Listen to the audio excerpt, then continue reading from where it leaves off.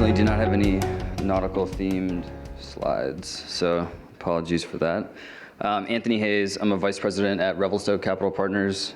We are a private equity firm that focuses on healthcare services and related business services, so any provider-based multi-site business is really where we're focused. I spent most of my time in two of the MSO businesses that we have today, CVP, which is an MSO in the ophthalmic space, and Beacon Orthopedics, which is in the orthopedic space. So I'll be talking a little bit about some of the strategies that we've employed in those two businesses. Now, broadly speaking, I know we've talked about this quite a bit today, but what does drive value in management services organizations? There's a huge amount of different topics and ways that we could go about this conversation. I really think it boils down to 5 key aspects of the business, and I'll be spending most of my time looking at things from an investor perspective. So in the formation of the MSO, and then how you go to drive value as an investor through operational and clinical opportunities. There's really 5 key tenets that are listed here. Leading physicians is probably the number one in my mind and most investors' minds. So physicians really are the productive assets of the business. There is no business or MSO without the physicians. Pretty clear value prop there. In terms of value-based care, which is becoming more and more popular, and also the consumerization of healthcare, both patients and providers and payers will spend more and more time focusing on what they are actually getting out of their care. So from a payer and patient perspective, if you think about it from cost and quality and access to care, those are the 3 main drivers. And then from consumerization standpoint, as a patient, most of us want to minimize our experience in the healthcare system the way it's set up today. And so having a positive experience with that provider or set of providers and being able to potentially go there for multiple needs, so vertical integration is something that we've talked about, is also, very important. And lastly, with the physicians, success really breeds success. So other physicians that are coming out of fellowship programs and residency really want to work with some of the leading physicians in their field. And so by having a base of quality physicians in your organization, that'll help you in the recruiting and retention piece that we talked about before. From a governance standpoint, this is usually one of the more mundane topics for everyone outside of the legal folks in the room, but it is very, very important to focus on this and make sure that it's actually scalable and something that you can build upon as you grow your practice. So a lot of people spend a good amount of time up front creating it for the founding practice, but if you're going to grow through M&A or hiring new physicians or extenders or adding services, you need to make sure that both the MSO board and the PC governance boards are set up to scale with the business. And so there's a lot of thought that needs to go into that in the upfront stages. And then from the doctor's perspective on clinical governance, the really big thing that they care about is that nothing changes, or as little as changes as possible on a day-to-day basis.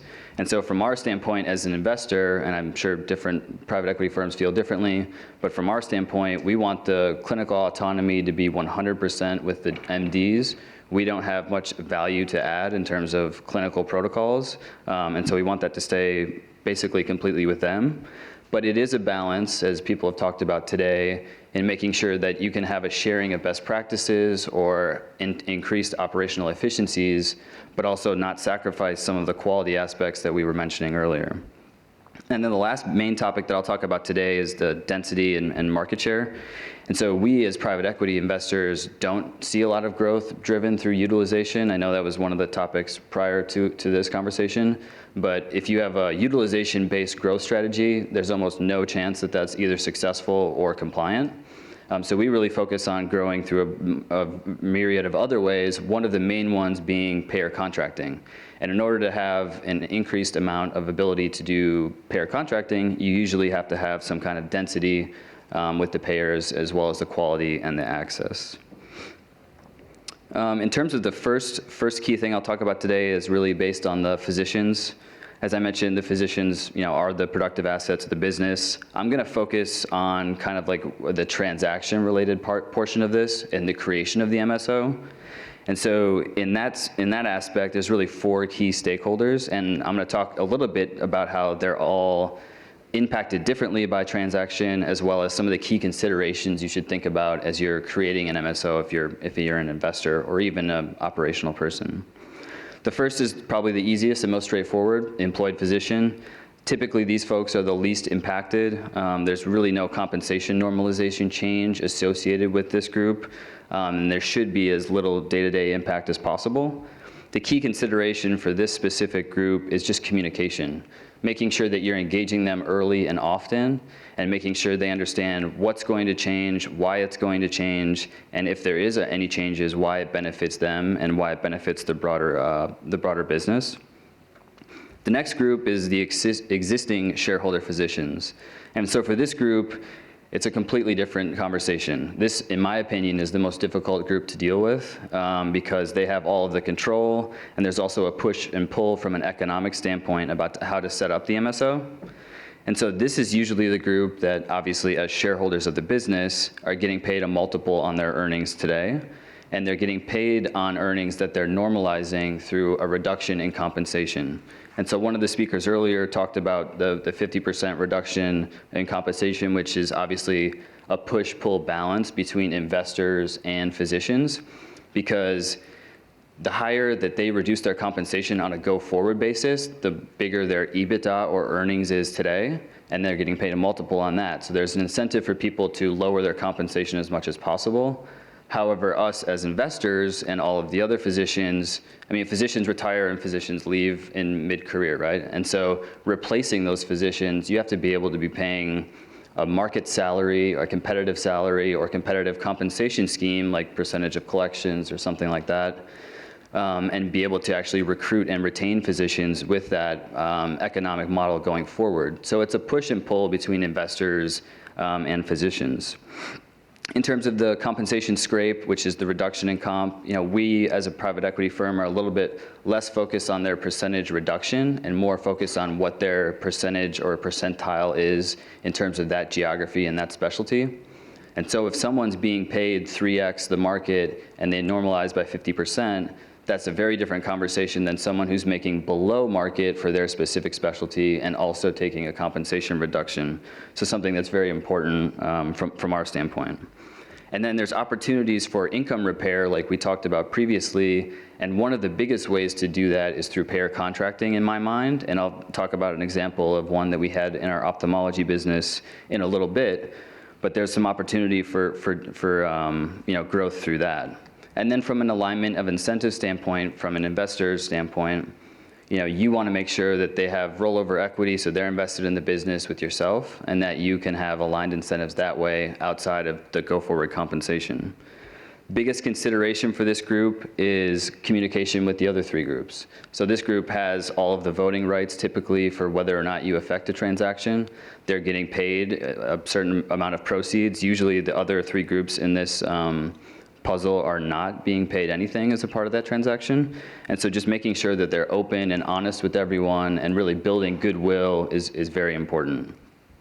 The next group in my view here is the shareholder or partnership track folks. And I know we talked about this a little bit earlier, but people who are on the shareholder track at the time of acquisition, it's probably the worst deal for this group out of any of the four groups. Their program's being changed in the 11th hour. They potentially don't have the same income upside that they would have prior to the formation of an MSO. And they just aren't being treated as a partner because they're not yet a partner, but they're on the cusp. And so the two things to really focus on this group are treating them as a junior partner. So whether that's through conversations with them early and often, having one of them be on the committee internally to that physician group in terms of having a difference of opinion, or just at least giving them some say in the matter. And then from a valuation standpoint, they're going to be buying into the practice at a different valuation that they probably would have historically. And so one thing that we've had a lot of success with is in both our orthopedic and ophthalmic platform, we've had the existing shareholders set aside a portion of their proceeds in escrow.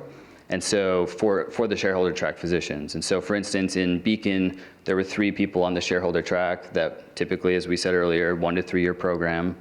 And so we set aside a portion of proceeds for each of those people individually so that when they're deemed to become shareholders by the existing physicians, again, we're keeping the clinical decisions with the existing physicians, they'll be paid a bonus, an employment bonus, they'll pay taxes on that, and then they'll be able to reinvest that post-tax money into equity in the business, so they're not being as economically burdened in terms of actually having to come out of pocket for that equity.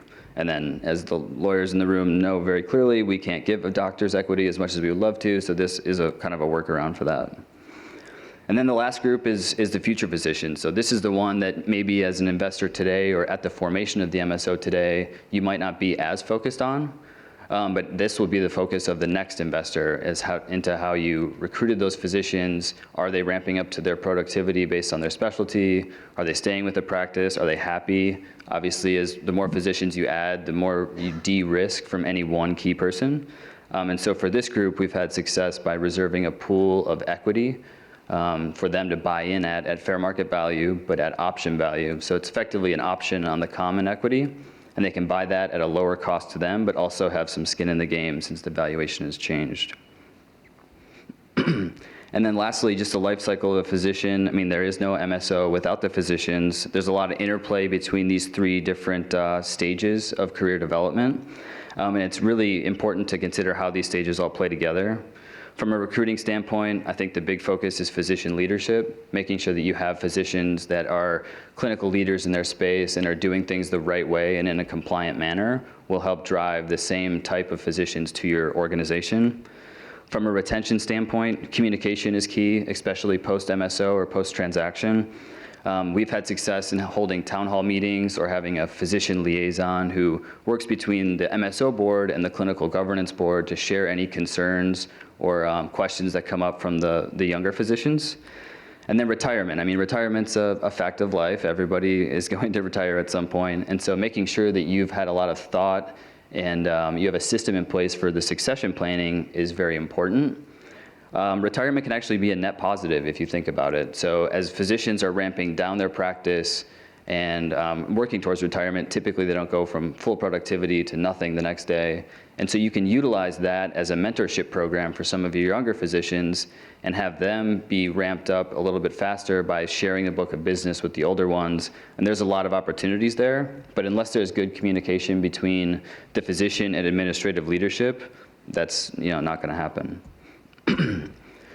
The next topic, and I'll try and move a little bit faster through this one, is regional density model. So there's really two ways that you can focus on growth.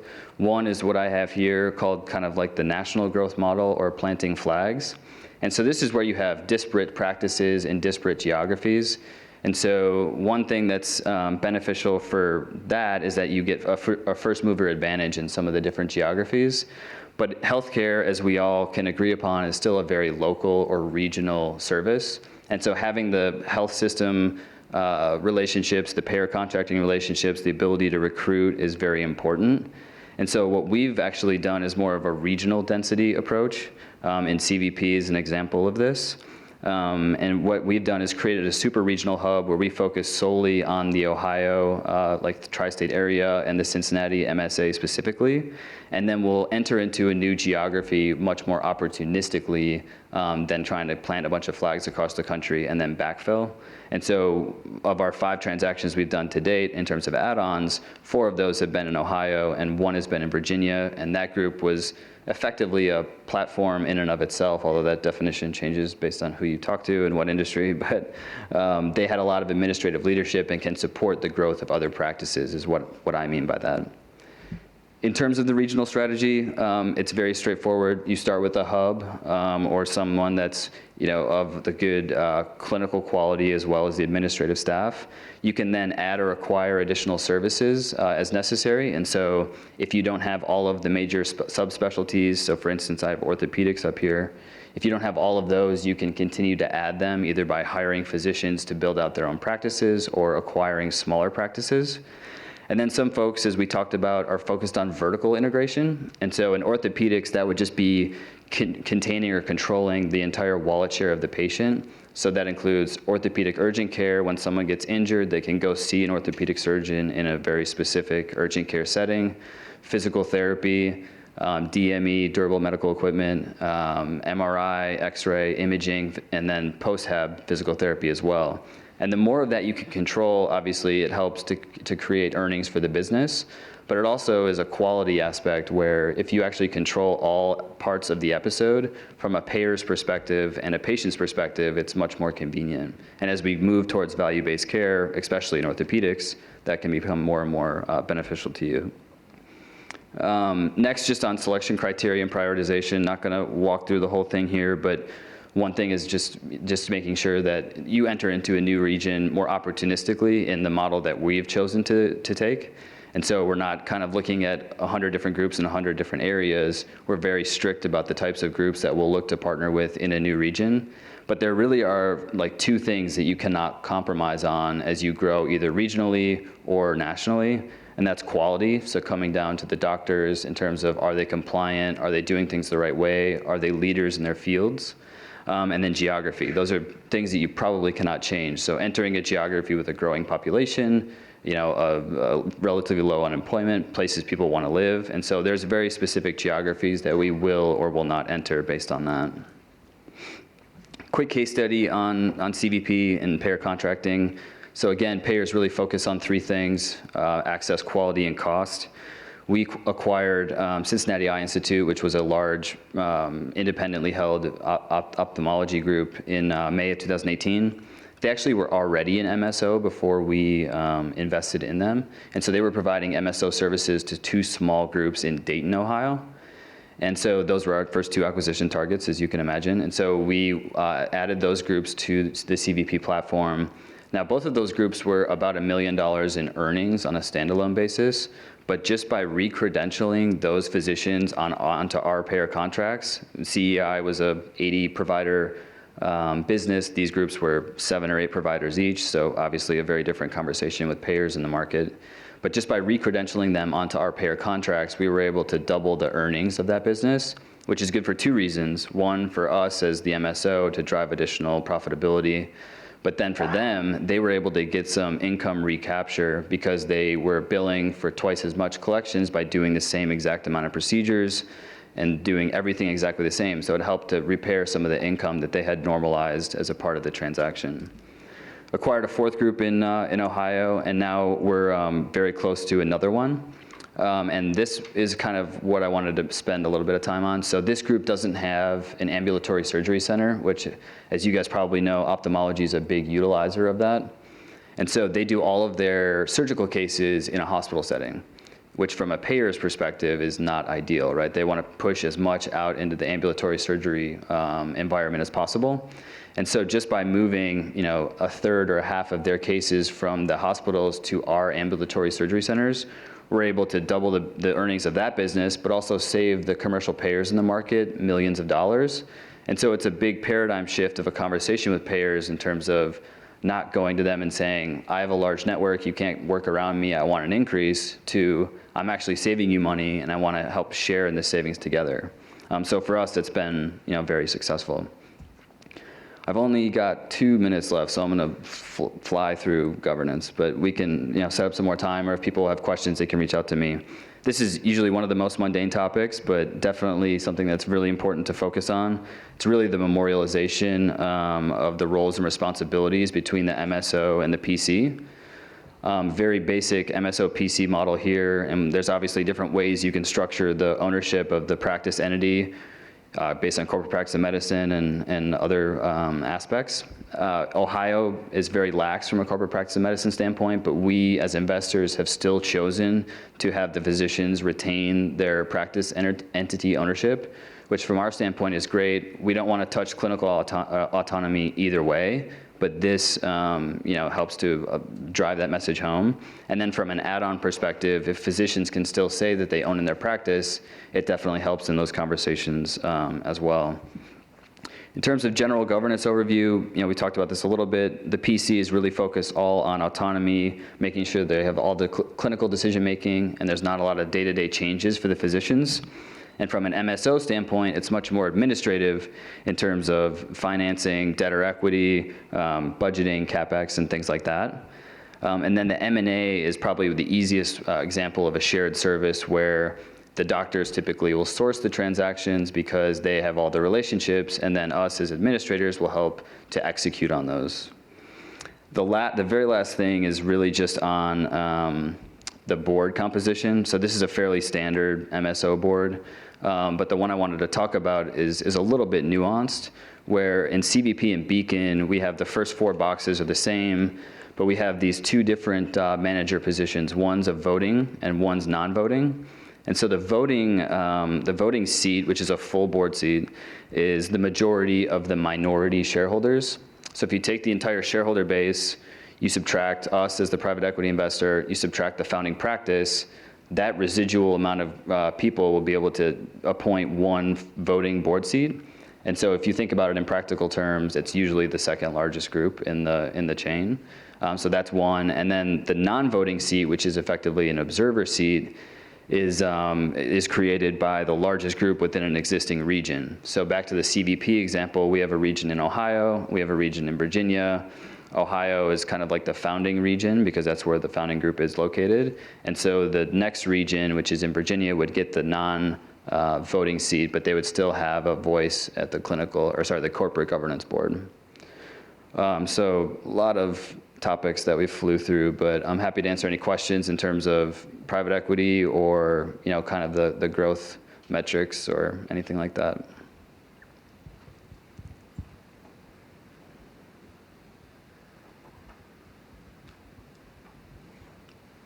All right. And we do not like growing through utilization. Just want to make that super clear.